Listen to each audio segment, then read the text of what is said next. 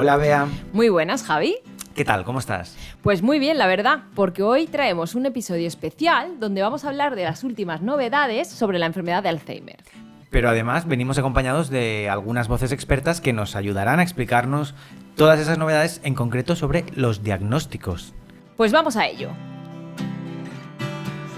Se va nublando la realidad. Hoy sé quién soy, mañana no sé. El pasado se pierde y nuestra mente aprende a desaprender. Encontremos la forma de acompañarlos hoy.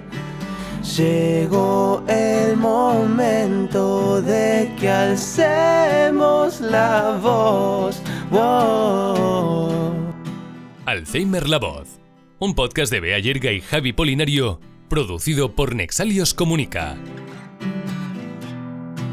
Ya conocemos los principales métodos de diagnóstico de la enfermedad de Alzheimer, pruebas de imagen como TAC, resonancia o prueba de medicina nuclear como el PET. Y también se puede analizar el líquido cefalorraquídeo a través de una punción lumbar. Pero en este episodio descubriremos nuevas técnicas innovadoras en fase de estudio o de investigación que todavía no se han establecido como métodos, podríamos decir, métodos de diagnóstico oficiales, pero que tienen mucho recorrido y nos dan a pensar que a partir de ellos se podría seguir avanzando en la búsqueda de tratamientos que mejoren la vida de las personas con esta enfermedad. Biomarcadores en sangre. Empezaremos hablando de la técnica más extendida, la que mide en sangre los niveles de las proteínas que en el cerebro se alteran cuando tenemos una enfermedad de Alzheimer. Se trata de las proteínas amiloide, la tau y también otras como los neurofilamentos. Sabemos que en el cerebro, a diferencia de otros órganos, se encuentra tremendamente aislado y protegido respecto al resto del cuerpo y del mundo exterior. Claro, esto tiene sus ventajas, es mucho más difícil que una bacteria entre en él. Pero a la vez, esto nos ha dificultado mucho hasta ahora el poder estudiarlo. De hecho, por este aislamiento, las proteínas que en el Alzheimer se alteran en sangre casi no se detectaban con los métodos existentes. Pero ahora existen tecnologías que permiten medir concentraciones en sangre de estas proteínas de una manera precisa. Y esto ha facilitado que se puedan prever los síntomas antes de que aparezcan. Así nos lo explicó Marc Suárez Calvet, neurólogo del Barcelona Beta Brain Research Center y del Hospital del Mar, y también Amanda Cano, investigadora del ACE Alzheimer Center Barcelona. En esta fase tan temprana, incluso antes de que los síntomas empiecen, los análisis de sangre, estos biomarcadores en sangre, ya empiezan a ser positivos y podemos detectar la enfermedad de Alzheimer.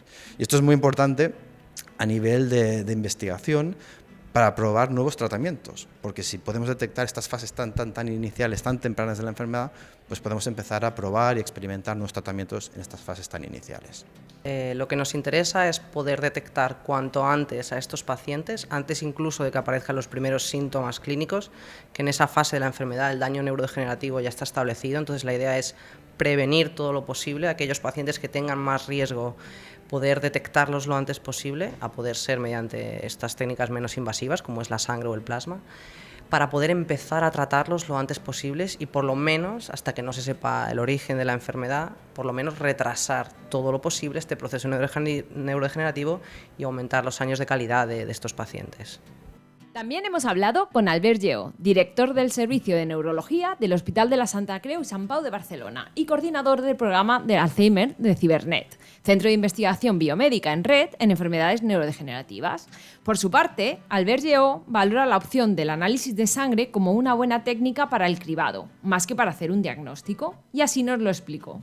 Probablemente como cribado de la enfermedad, es decir, no para diagnóstico, pero a lo mejor en una primera evaluación, junto con un test de memoria o una prueba de imagen, incorporar este análisis de sangre en este proceso inicial y que permita de alguna manera orientar si existen signos que justifiquen hacer exploraciones más sofisticadas como estudio del líquido cefalorraquídeo o una técnica de imagen.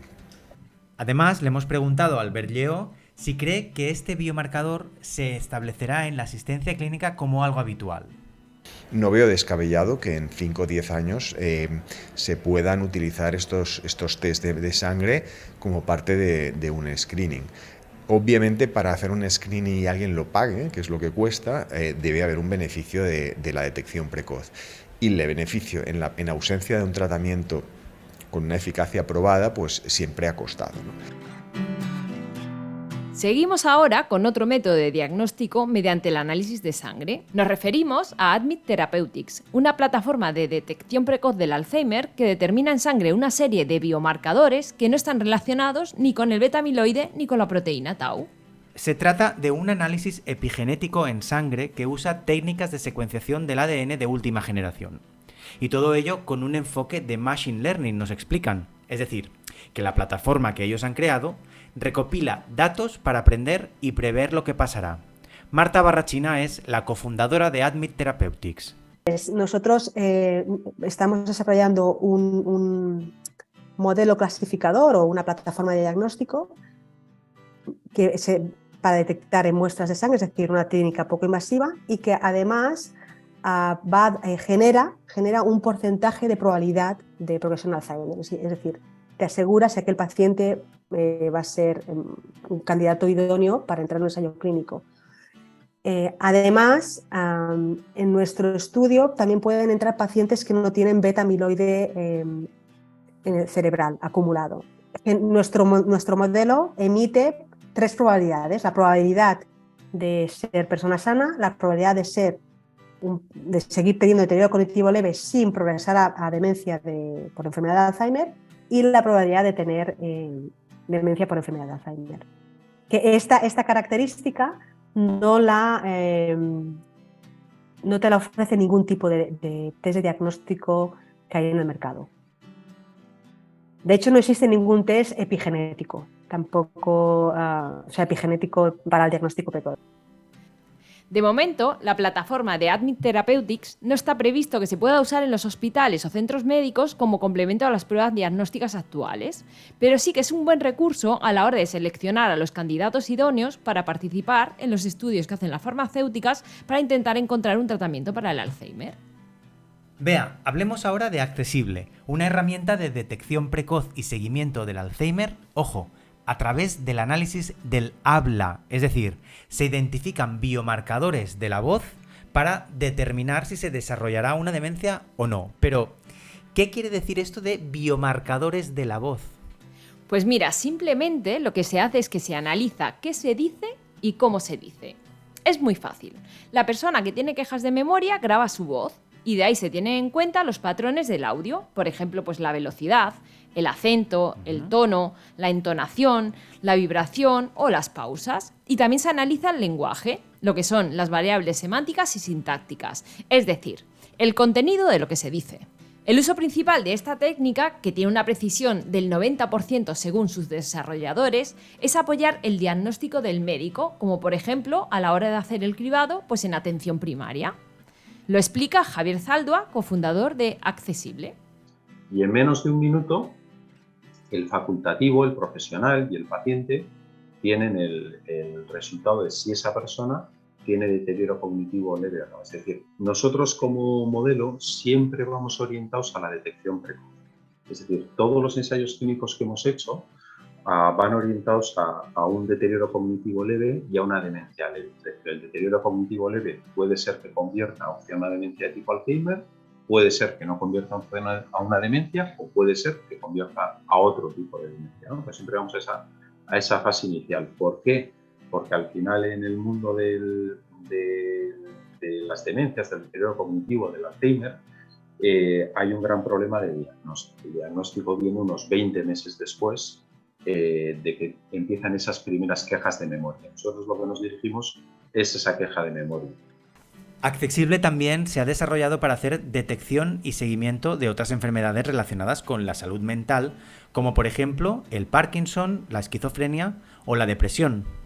Y ahora, Javi, de la voz, pasamos a la mirada. Vamos. Iris Bone es una herramienta especializada en analizar el movimiento de los ojos, eye tracking. Inicialmente lo usaban como tecnología asistida dirigida a ayudar a las personas que no pueden hablar para que puedan comunicarse a través de los ojos. Y es algo que creo que todos conocemos, que lo hemos visto en personas con ELA, ¿no? Como por ejemplo Stephen Hawking. Incluso pueden navegar por internet con los ojos. Wow. Pero ahora, además, usan el eye tracking o análisis del movimiento de los ojos para determinar de manera precoz si esa persona tiene Alzheimer u otras enfermedades neurodegenerativas. Estuvimos hablando con Eduardo Jáuregui, que es cofundador de Irisbond, y nos explicó muy bien este innovador método de detección del Alzheimer. Vimos una correlación muy directa en utilizar el eye tracking más allá de lo que es la propia tecnología asistiva, sino de ser una fuente para diagnosticar enfermedades neurodegenerativas. ¿Por qué? Porque hay mucha literatura al respecto de cómo los movimientos oculares están estrechamente ligados con el cerebro y en función de ciertos estímulos yo puedo identificar ciertos movimientos oculares que me pueden dar luz a ciertos desórdenes neuronales. En esta primera fase lo que estamos haciendo es tratando de poner estímulos delante del usuario y el usuario tiene que responder ante esos estímulos. Entonces, para él es imperceptible a dónde está mirando. Claro, nosotros estamos continuamente traqueando esa mirada a una frecuencia muy elevada, con lo cual podemos estar revisando sus movimientos sacádicos, sus fijaciones, todo eso que es imperceptible al ojo del neurólogo, lo estamos captando, lo estamos recogiendo. Con lo cual, estamos primero analizando si ante un cierto estímulo la persona está reaccionando correctamente a ese estímulo o tiene una mirada que está teniendo un movimiento errático, y eso nos da cierta información que lo tienen que analizar obviamente los neurólogos. Nosotros damos toda esa información, la recogemos, la cruzamos con información de usuario también y luego el diagnóstico lo dan los responsables, ¿no? Los neurólogos. Aún falta mucho para que veamos estos métodos de diagnóstico en la asistencia clínica, pero lo que sí que está claro es que la comunidad científica está trabajando incansablemente para encontrar nuevas formas de detectar la enfermedad en sus primeras etapas, lo que puede ser crucial para detener su progresión y mejorar la calidad de vida de los pacientes. Pues sí, Bea, ojalá se siga avanzando y esperemos que estas innovaciones las veamos y las uséis pronto en la consulta.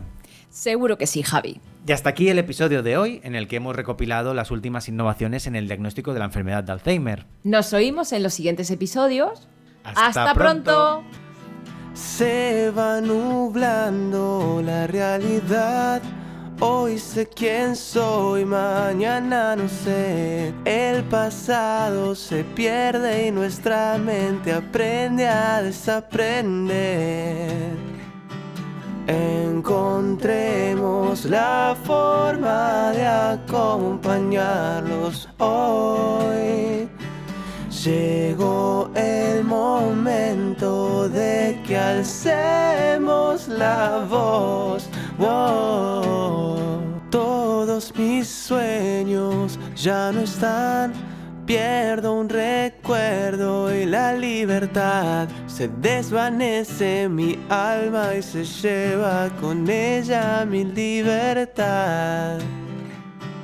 Encontremos la forma de acompañarlos hoy.